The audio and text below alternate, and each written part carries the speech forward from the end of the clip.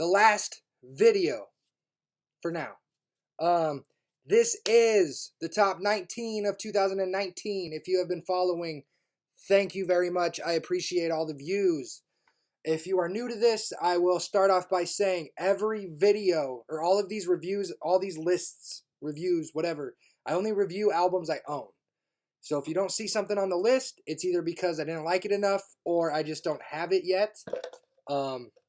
It's just something in my brain doesn't click with me reviewing shit I do not own. Yeah, we're going to kick it off because this is a very long list. As you know, there's 19 of my favorite hip-hop releases of 2019. Got a couple shout-outs for some digital stuff that I don't own physically, but I wish I owned physically, and one of them I will soon. So yeah, we're going to kick it off with number 19. Denzel Curry-Zuu. This is his second commercial full-length, his third if you include Imperial, which was technically a mixtape first. Denzel Curry is a Florida rapper. Gave him a lot of props in 2018 for his Taboo album. This is not as good. A lot more basic, I guess you would say. Doesn't seem like he put as much time and effort into making this as he did with Taboo. Not really a story, just, I believe, like 12 songs. Yeah, 12 songs that he just threw together. Pretty quick, under 40 minutes, but a decent album, something that I can sit down and listen to if I don't really want to think about what I'm listening to. The song Ricky is a highlight. It is very good, and the beat is fantastic, and his flow and his lyrics mean a lot. Essentially, him talking about his dad told him this, and his mom told him this, and then it's him talking about the things that his dad told him, and his brother and his mom told him. Pretty good track. Speedboat is also just kind of fun. Nothing crazy. Number 18, Big K.R.I.T. K.R.I.T is here. This is his fourth full-length album, not including mixtapes. His mixtape discography is ridiculous. If you've ever looked into Big K.R.I.T on DatPiff, which is where I get my mixtapes, he has a shitload of mixtapes. Some of them are very good and worth a listen. Some of them are not. This is probably my third, probably my third, if not my least favorite of his hip hop albums. Doesn't seem like he put a whole lot into it. He just kind of threw it together. The beats are still there. The beats bump. They're fantastic. But I call it logic lyrics now. Just lyrics you don't really think about. You're in the moment. You're like, woo, yeah, woo, yeah. Like you're not saying anything significant. You're just kind of talking. That's kind of how this album is. He does have a couple really good tracks on it, but nothing like Forever Is a Mighty Long Time, and definitely nothing like Live from the Underground from back in 2012. So Big K.R.I.T. K.R.I.T is here at number 18. 17, ScHoolboy Q, Crash Talk. This is ScHoolboy's third full-length on a major label. This is technically his fifth if you count Setbacks and Habits and Contradictions. This is also probably my least favorite from ScHoolboy. As you know, I really enjoyed the Blank Face LP from a couple videos ago. This doesn't quite have the experimentation that had. I also don't like this quite as much as I liked Oxymoron, which was his debut from, I believe, 2012, 2013, somewhere around there. It's still a good album. There's some really good beats on here. It just seems like he kind of autopiloted it. Very similar to Big K.R.I.T. And that also kind of seems like the theme of the year. Autopiloting and multiple releases by the same artist. Like very, very productive year for a lot of people. Number 16, Injury Reserve with their self-titled debut studio record. And when I say debut, I do mean commercial debut. They do have a couple other albums on iTunes that you can go get a hold of. I recommend Floss. There's a song on there called Oh Shit. Bumps. Injury Reserve is a hip-hop trio from California. Very experimental, almost an industrial feel. Very similar to Clipping, JPEG Mafia. Not quite as grimy as like a Death Grips, but kind of in that realm. I do like their stuff a little bit more than everybody else purely for the fact that it has an electronic feel, so it's not as punkish. these guys are very similar to Clippings, I guess you would say. This is probably my least favorite release they've done. Kind of seems like they signed to a major label and then dropped something that could have been this huge album, really made it big, and they just kind of fell flat of that. A couple of the songs get a little boring at times. The beats aren't always as exciting as they have been on albums like Floss. Pretty good, though. It's a pretty quick album, 13 songs, nothing crazy. Really good features. A bunch of people that I've never even heard of are featured on this thing.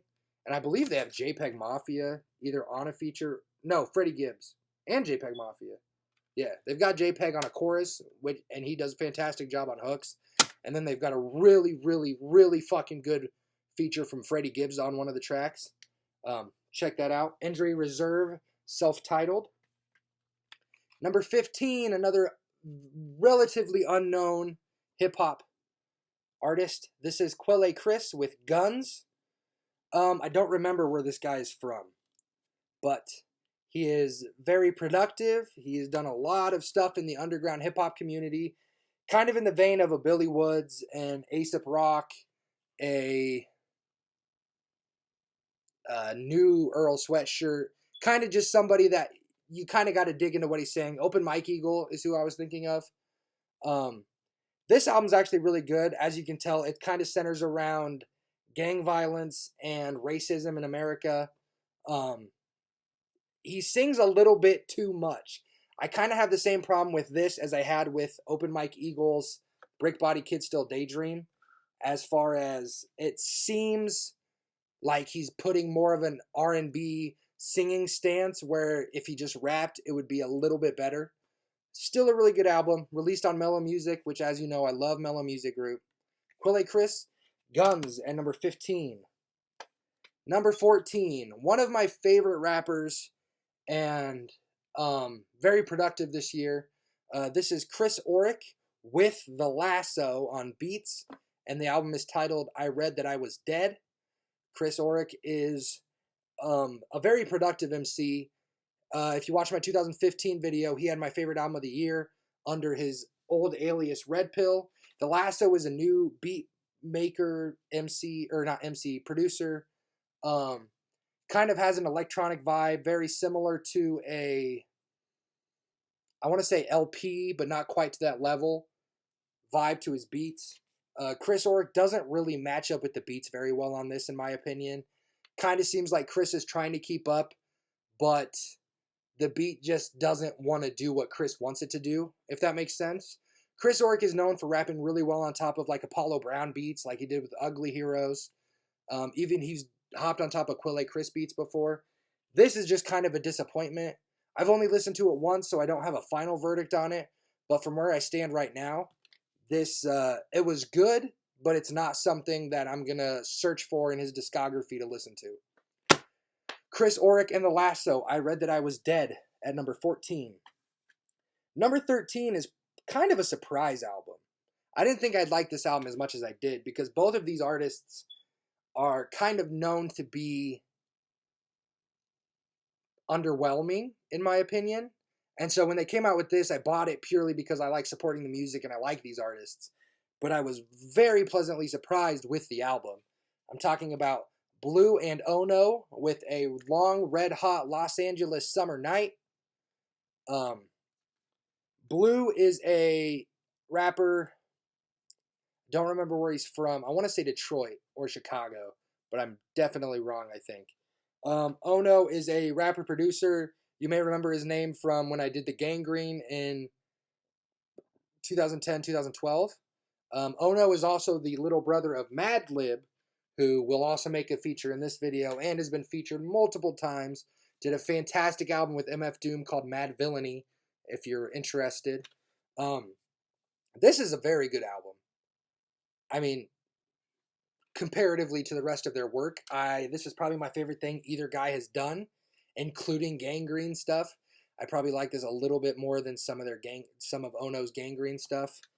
It's a story. If you listen to the album and you're paying attention to what they're saying, it is a story. You will hear it. It's a very interesting story, kind of about gang violence, revenge, love, respect, kind of in that nature. It's got a kick-ass album cover. I kind of like it. It's all red, but very good album. Check it out. Blue and Ono, A Long Red Hot Los Angeles Summer Night at number 13. Number 12. This was an album that I did not expect. I didn't know it was coming out. I didn't know it was already out. I didn't even go into the record store to find it. But I was down in Kansas City, or no, I was up in South Dakota, and I went to this really cool record store called Ernie Balls or some shit like that. Ernie something. And I found this, and I bought it instantly because I love this guy. And I was pleasantly surprised. There is a few issues. This is Ill Bill and Stu Bangas with Cannibal Hulk. Ill Bill, I've talked about, underground legend. I love Ill Bill. Part of Heavy Metal Kings, does a lot with La Coca Nostra, does a lot with Jedi Mind Tricks. Stu Bangas, I'm not as familiar with. I'm not sure where he's from. I'm not sure what he's been a part of. His beats bang, though. I mean, he's got some fantastic beats. He kind of sounds like he'd fit perfectly with the Ill Bill, Vinny Paz, Diabolic type of rappers. Gore-Tex is also featured a lot on this album. Gore-Tex is, I believe, an unofficial member of Demigods.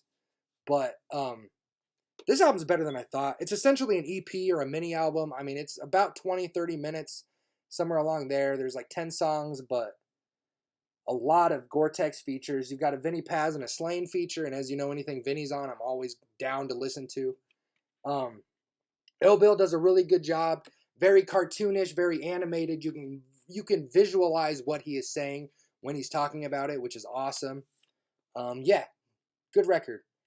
Ill Bill and Stu Bangas, Cannibal Hulk at number 12.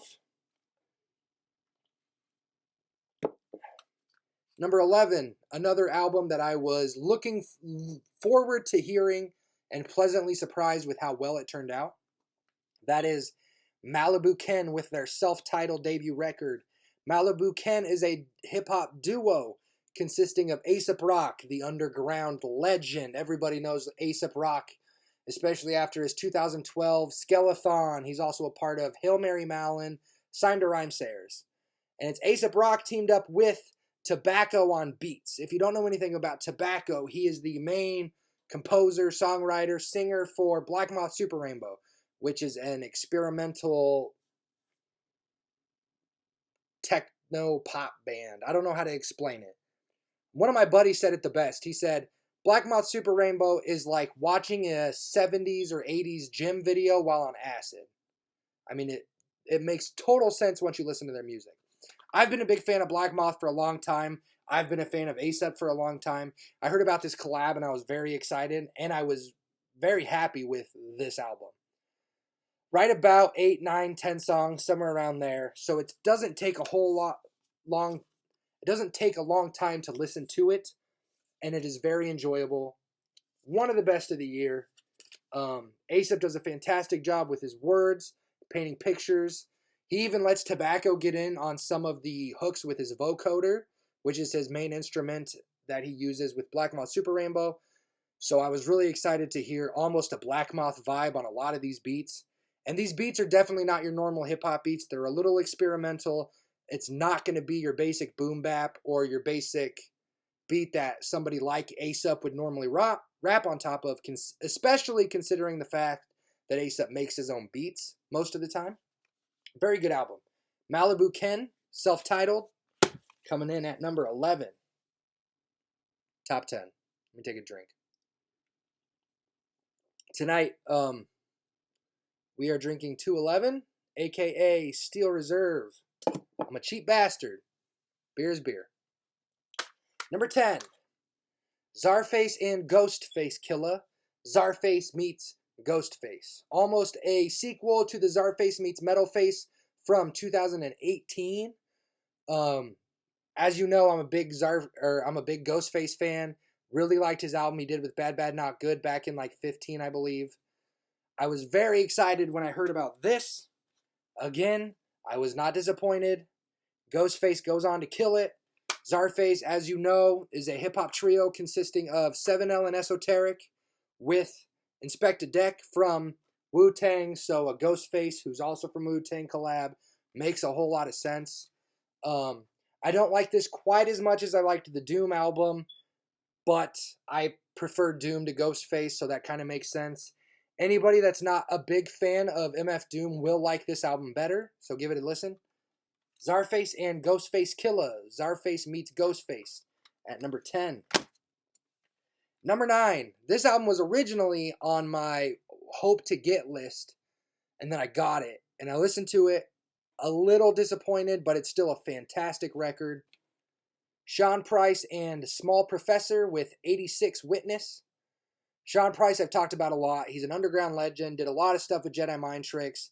He's been featured on a bunch of Vinnie Paz stuff, some Ill Bill stuff, kind of all over the place.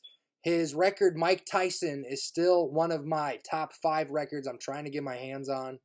It is supposedly fantastic. Unfortunately, Sean Price passed away a few years ago and left kind of the underground hip-hop community mourning because of how good of an MC he was, and you could kind of tell he hadn't reached his prime. My one problem with this record is I believe it's Small Professor making beats.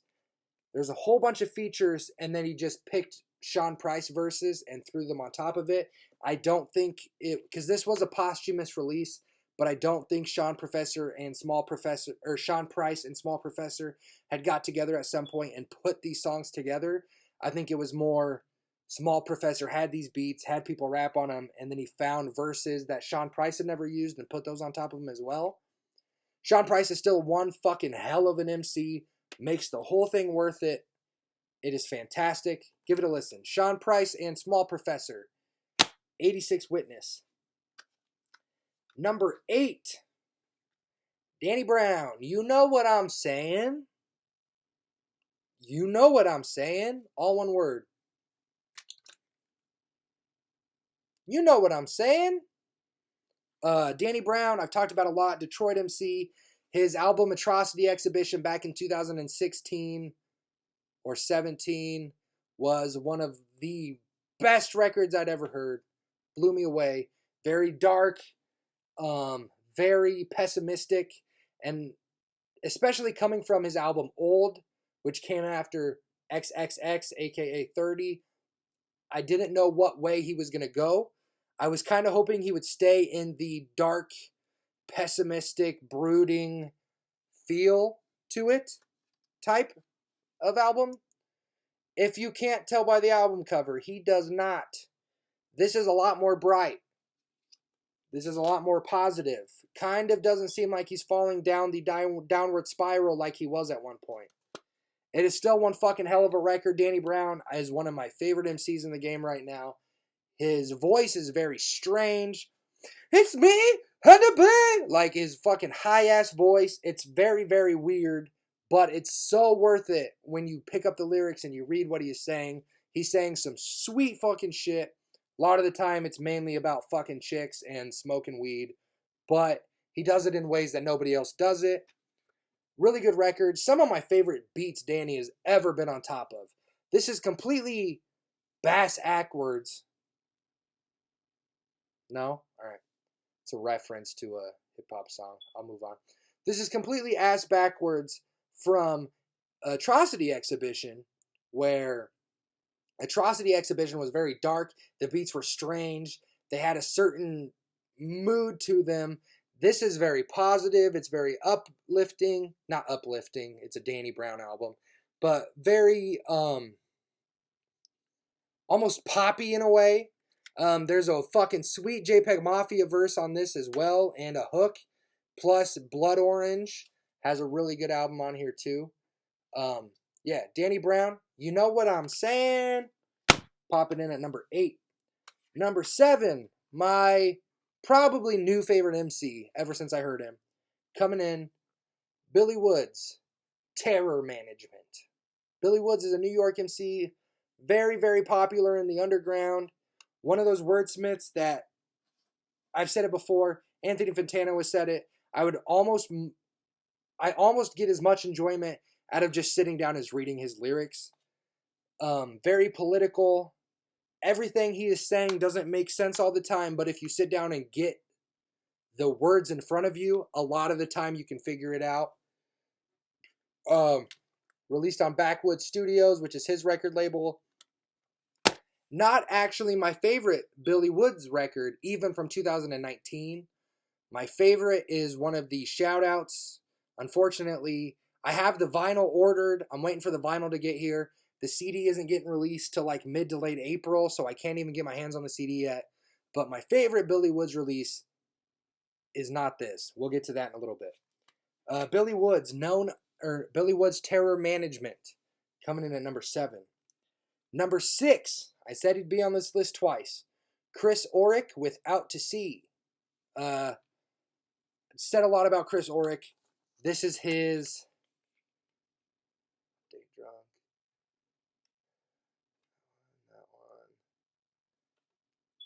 third or fourth full length, depending on where you put all of his discography.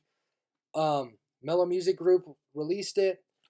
Not my favorite, but a very good record. I mean, in my perspective, Chris Orrick's bad records, as you can tell, this being at number 6, are better than a lot of people's good records. Very interesting, a lot of really good tracks. And actually, the single, which was the title track, Out to Sea, is probably my least favorite track on here. So if you go look up Chris Orrick Out to Sea, do not listen or watch the music video to Out to Sea. I do not like it. It is very disappointing. It doesn't make a whole lot of sense. But there are some really good tracks on here. America Online, Wallow Hard, A Dying Man, Spend a Lot of Time, Liquor Store Hustle. There's some really good tracks on here. But unfortunately, the single Out to Sea is probably my least favorite. Top 5. Starting with number 5. Diabolic and Vanderslice-Collusion. Diabolic, I've talked about a lot. One of my favorite rappers. In my opinion, one of the best wordsmiths in the game. Vanderslice, I'm not as familiar with. He is a apparently underground producer that makes beats not quite as heavy-handed as a lot of stuff you would normally hear Diabolic on. One issue with that, in my opinion, is Diabolic doesn't match up to the beat quite as well. Diabolic has a very heavy-handed, loud, almost angry delivery, and the beats Vanderslice makes don't quite match up. The beats are fantastic. Diabolic is fantastic. My only issue is on a couple of the tracks they don't mix up quite as well. There's also a couple features on here that are so-so, but Diabolic and Vanderslice-Collusion coming in at number 5. Oh, and Diabolic will be on the list again. Just a heads up. I said, very productive year. Number 4, the sequel we've all been waiting for. I didn't think this was ever going to come out.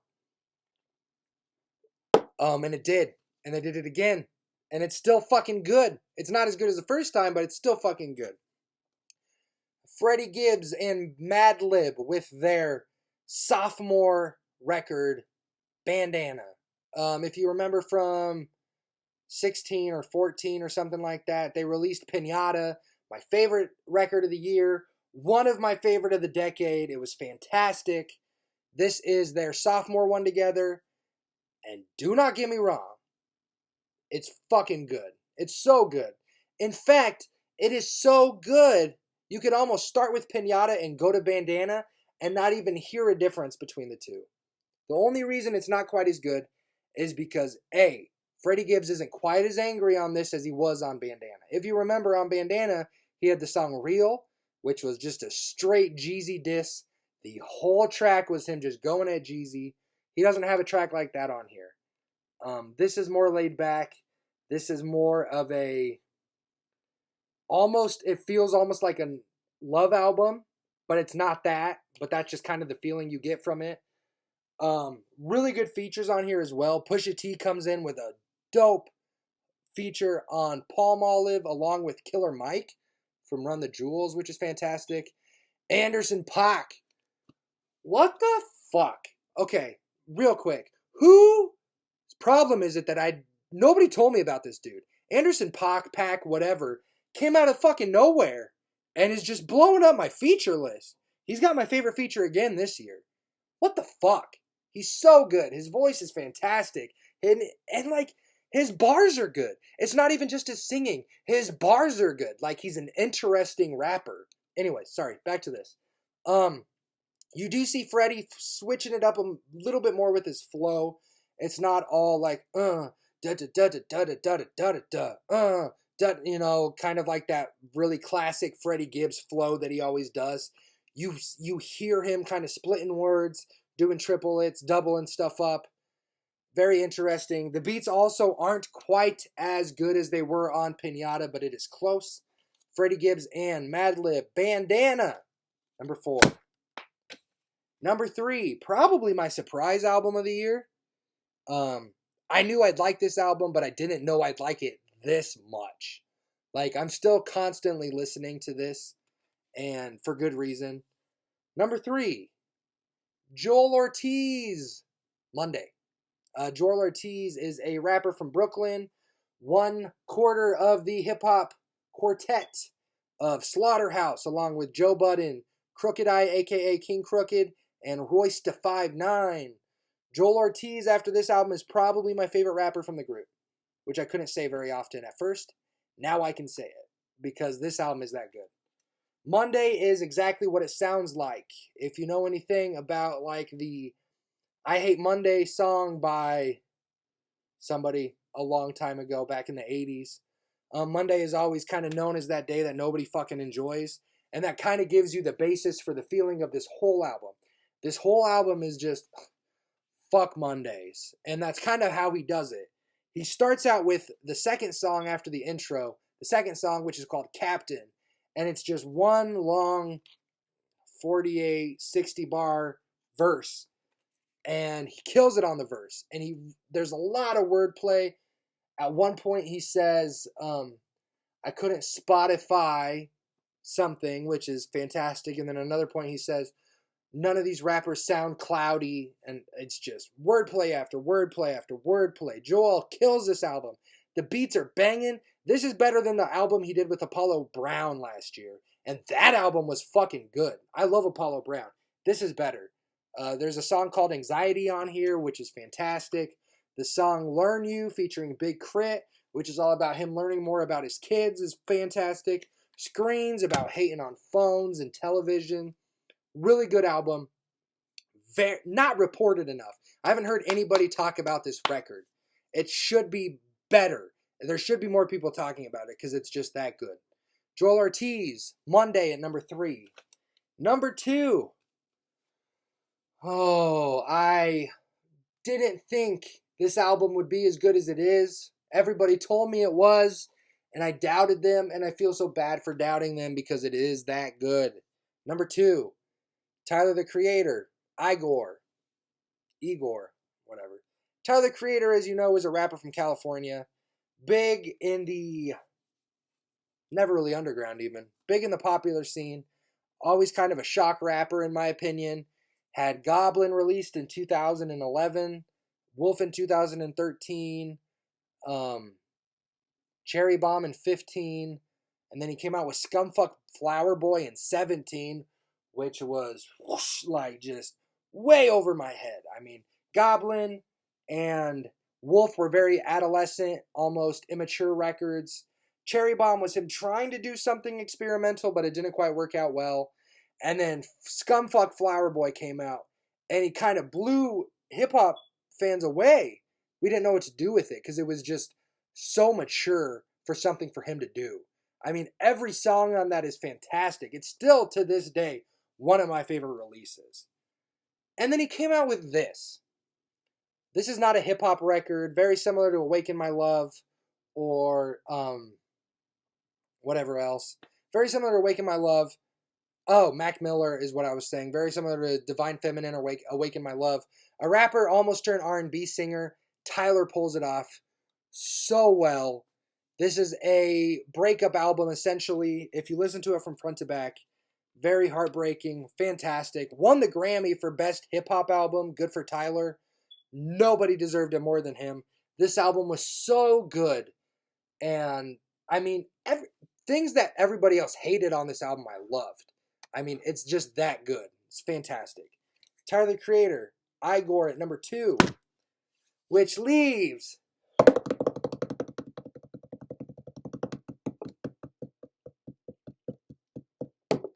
Number 1, Diabolic-The Disconnect. I talked about Diabolic in almost every video. One of the best wordsmiths in the game. He spits just bar after bar of complicated shit that nobody should be saying, and he pulls it off. And this is his newest record, released on Warhorse, maybe this wasn't released on Warhorse. Fat Beats. This was released on Fat Beats, which is, I believe, a label associated with Ill Bill and Necro. But wow. Came out with Liar and a Thief in 2010. What a decade it's been for Diabolic, by the way. Holy shit. None of his albums have been out of my top 5. I'm a bit biased, but, I mean, listen to him. If you're a fan of bars, nobody's going to tell me Diabolic sucks. The dude can spit. He came out with Liar and a Thief in 2010. His debut record. My favorite of 2010. 2013 to 15, somewhere around there, he released Liar and a Thief. Top 5, top 3, somewhere around there. Fantastic, not quite as good. I didn't think he would ever get back to that level he was at from Liar and a Thief. Releases the collaborative album with Vanderslice. I was disappointed. Whole fuckload of people were disappointed. And then he came out with this. And made up for everything. Like, everything. This album is so good. It starts off with the song Marvel, which is just a 3 to 4 minute song of him just Marvel Comics metaphors over and over and over and over and over again. Just, it's fantastic. What an album. If you have not checked it out, please go listen to Diabolic. Start with Liar and a Thief or The Disconnect, depending on where you go. If you like comic books and you want to get into them, listen to Marvel. You'll love it. If you don't like comic books, listen to Lumberjack on The Disconnect. Very good. That is my top 19 of 2019. What a year for hip-hop. However, my least favorite, and I will say I only have 20 records of 2019. So this is just the last because it didn't make the list. This is actually not terrible. My least favorite of 2019 is 2 Chainz, Rapper Go to the League. The reason it is my least favorite is because the album and the music and the lyric itself do not match up with the title, Rap or Go to the League. 2 Chainz came out and said, black people in urban society have 2 options. They rap or they go to the league. If not, they're stuck in their city they're born in and they die, join a gang, or go to prison. Those are their options. I thought it was going to be this conscious record, which I don't know why I thought this, because obviously he's not Common. But I thought it was going to be this really good record about him trying to change that. And it starts off with Forgiven and Threat to Society like that. Those 2 songs are very good. Very conscious. He knows what he's talking about. Has a couple basketball references, which is kind of nice, considering the fact that the album is called Rapper Go to the League. And then it shifts. And it just gets bad for a little bit. High Top Versace featuring Young Thug. Whack. Why would you make an album called Rapper Go to the League and then make a song called High Top Versace's?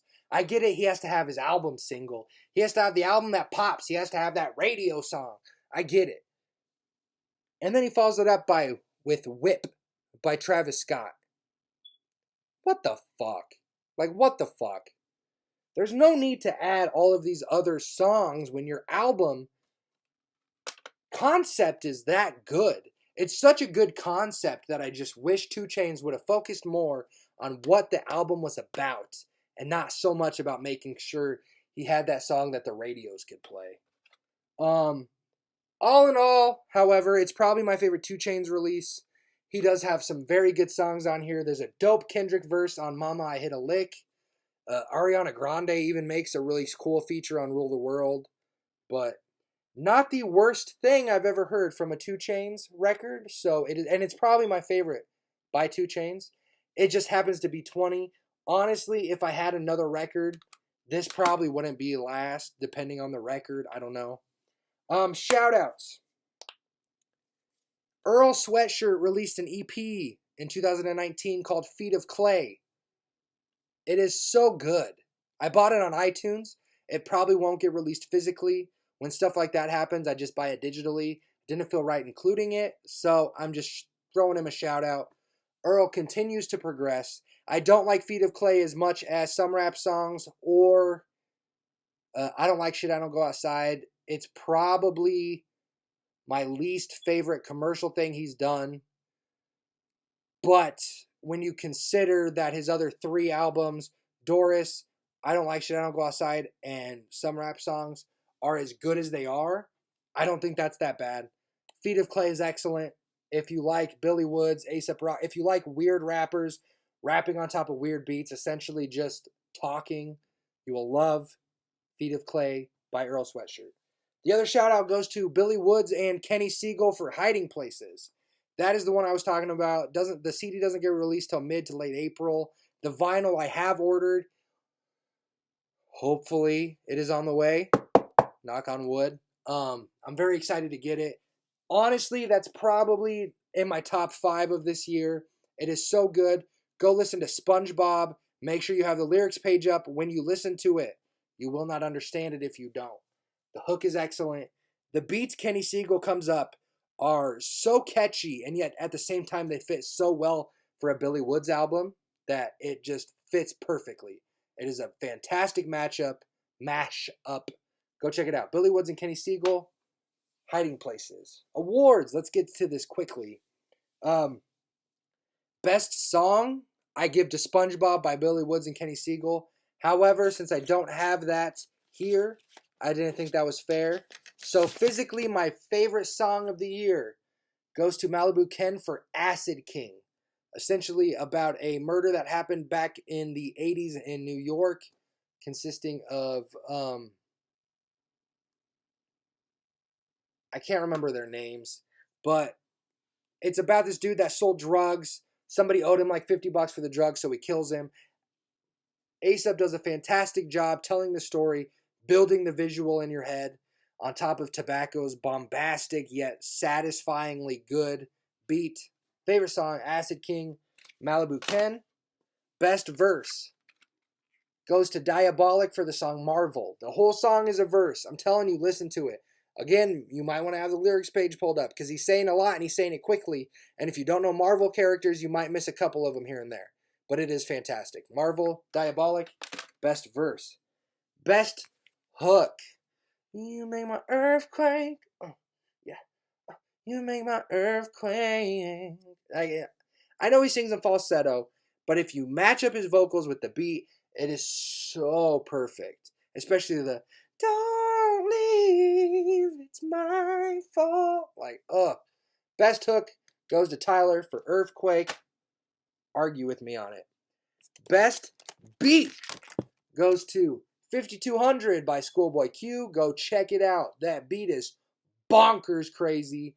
Very spacey. If you haven't noticed, I like spacey beats, but the keys is like, and then like you just gotta go listen to it. 5200 ScHoolboy Q, my favorite beat. Best artwork was a toss-up because there was a lot of very good artwork this year. But I had to give it to Cannibal Hulk by Ill Bill and Stu Bangas because that's just crazy. And then if you spread it out even more, he is holding the fucking glove, guys. He's holding the gauntlet.